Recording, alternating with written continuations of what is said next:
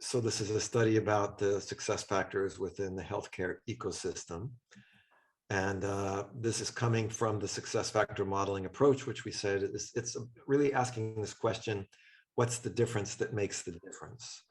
You know, what are these key factors? When something works, what's happening? And this is coming from, there's a series of books we were mentioning. Emanuela translated the Next Generation Entrepreneurs into Italian. That book has also been translated into a lot of other languages, into French, into German, into Spanish, into Chinese, into a number of others. So, in Russian. So that was the approach. And so we said, let's take this into the health field. Now, the basic idea of success factor modeling is that we're always looking at the interrelation between these three things. That our mindset, which is how we think, produces the actions that are what we do. So if we don't have a mindset, we're not going to act. So our mind is what determines what we do, and then that creates the outcomes that we achieve. So that's always what we're looking for, and you'll see that's how we based our modeling project. And this is Professor Gasbarrini, that is also my doctor. And he founded the CIMAD that has been defined the third center in the world for digestive disease.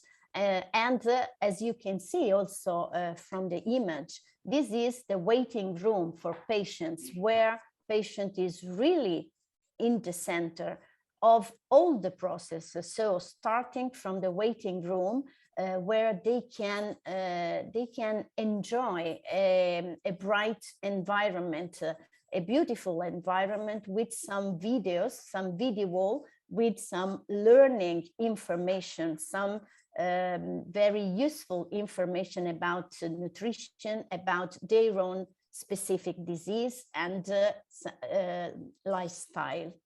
In fact, what they were saying is that for them, a patient should never be just waiting. So they don't really think of it as a waiting room. It's a place where people are entertained and learn. So they're always providing something. And this was just really so I think inspiring about this. They also have designed this where even the rooms where the patient goes to receive treatment, instead of the patient having to go to different places, to different parts of the hospital to get different treatment from different specialists, they go to a room where all the specialists come to them. So it was really a big shift in mindset to say, let's put the patient at the center and organize everything around them. And the second case that we analyzed is from institution, and it's about the researcher pyramid. And this man is one of the general director of the Ministry of Health. And he has been working for many years on a new law, in order to recognize the role of the researcher in healthcare field, in medical field. And this really changed the rules of the game in research field. Another one of the cases was this National Transplant Network. And this was, of course, very interesting because we launched the study before the pandemic started. But obviously, the pandemic really brought out the need for healthcare and for more effective healthcare. And so obviously, if you think about it with transplants, when you have a pandemic, it can really make things difficult. But they were committed to not have people, have to wait on a transplant because of the pandemic. And so they really had to be very innovative in what they did. The last one is from patients, from an association of patients. This man is the president of IPA-C, that is a national association that works on hepatitis C.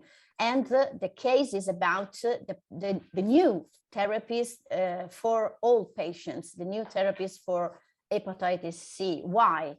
Because when these new therapies arrived, they were really, really very expensive, and the government decided to give just to a part of the patients.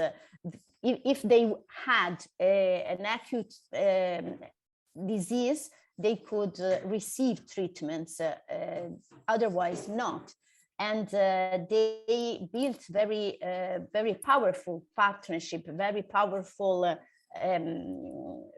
agreement with institutions, with pharmaceutical companies, and so on.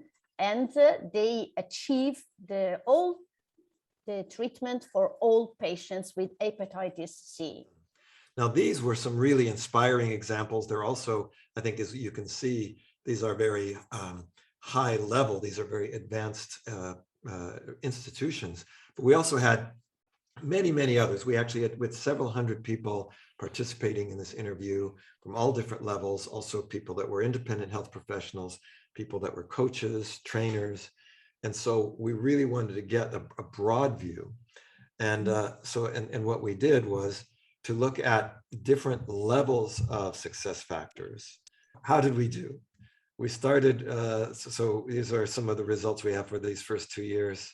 And so you can see, what's very interesting was that we found that these mindsets would support particular actions that then create these outcomes. And so we put this in a simplified version, is basically this. And so we've created an online assessment